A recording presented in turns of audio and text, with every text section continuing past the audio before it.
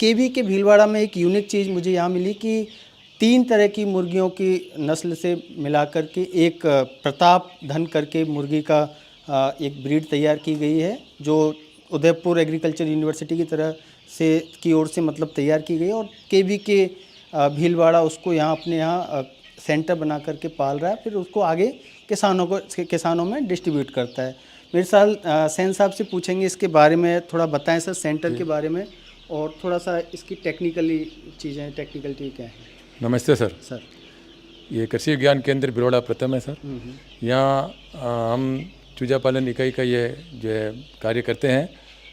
एक दिन के चूजे हम यहाँ लेके आते हैं। ये उदयपुर से आते हैं सर। एक दिन के लेके आते हैं। यहाँ लाने के बाद में इनको टेम्परेचर मेंटेन करते हुए करीब 1 महीने 1.25 महीने के जब ये हो जाते हैं, उसके बाद में हम किसानों को सप्लाई करते हैं। कितना टेम्परेचर इनके लिए? करीब 40 के लमसम टेम्परेचर रहना चाहिए। अच्छा। सर्दी के अंदर टेम्परेचर मेंटेन करने के लिए हम यहाँ इनके बल्ब वगैरह ये लगाते हैं सभी जगह, और गर्मी में जो ऑटोमेटिक टेम्परेचर मेंटेन हो जाता है। तो इन ब्रीड जो है, इसका नाम आपने प्रताप धन, इसकी कहानी कुछ है?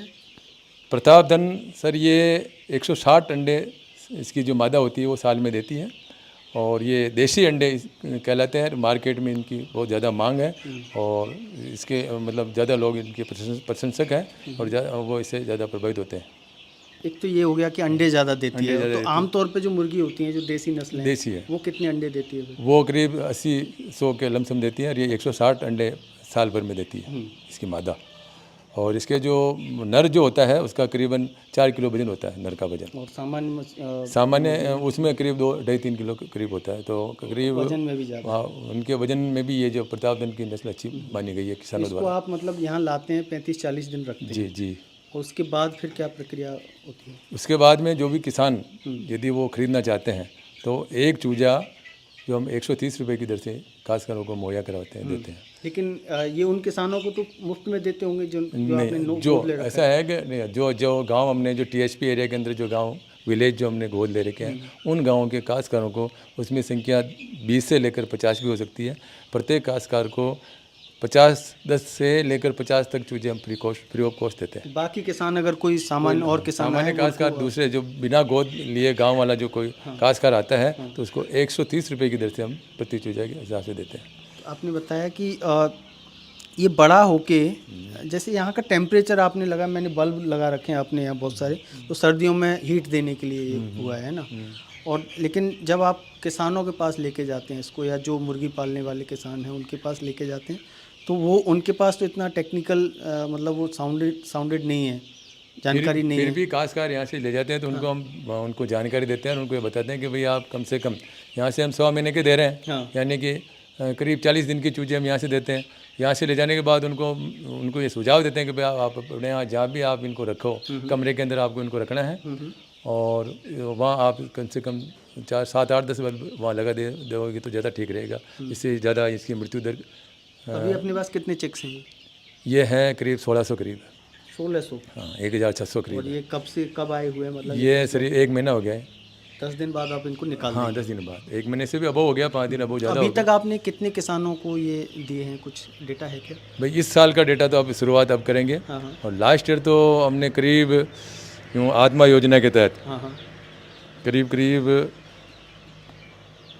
ये 3-4 हज़ार करीब दे दिए होंगे। हमने 4,000 करीब हमने चूजे दे दिए। और एक किसान को आप 20 से लेकर 50 तक देते हैं? वो तो है अपने केस सेलिंग। हाँ, तो वो तो देते हैं। वो ना सर, वो आत्मा योजना के तहत जो हम देते हैं उनको फ्री ऑफ कॉस्ट देते हैं, निःशुल्क वाले देते हैं। हमने गोद नहीं ले रखे।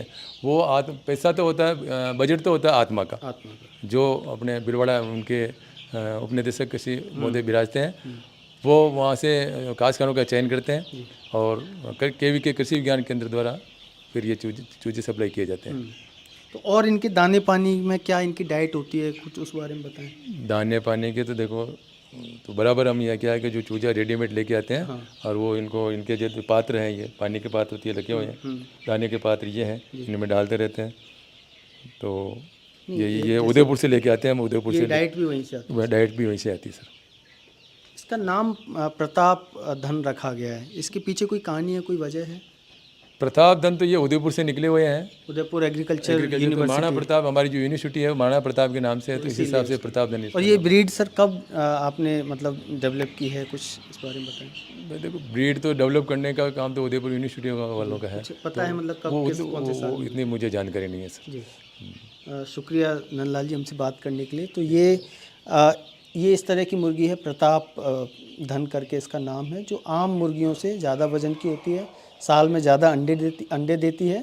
इससे जो भी किसान इनको पाल रहे हैं उनकी इनकम बढ़ती है, और क्योंकि सिर्फ फसल से इनकम नहीं बढ़ाई जा सकती, पर कृषि से संबंधित जो भी चीज़ें हैं उनके तरफ अगर किसान जाएगा तो उसकी इनकम बढ़ सकती है। दोगुनी आय करने के लिए ये व्यवसाय करना पड़ेगा। ये व्यवसाय तो आप देख रहे थे किसान तक। नमस्कार। अगर ये वीडियो आपको पसंद आया है तो इसे लाइक ज़रूर करें।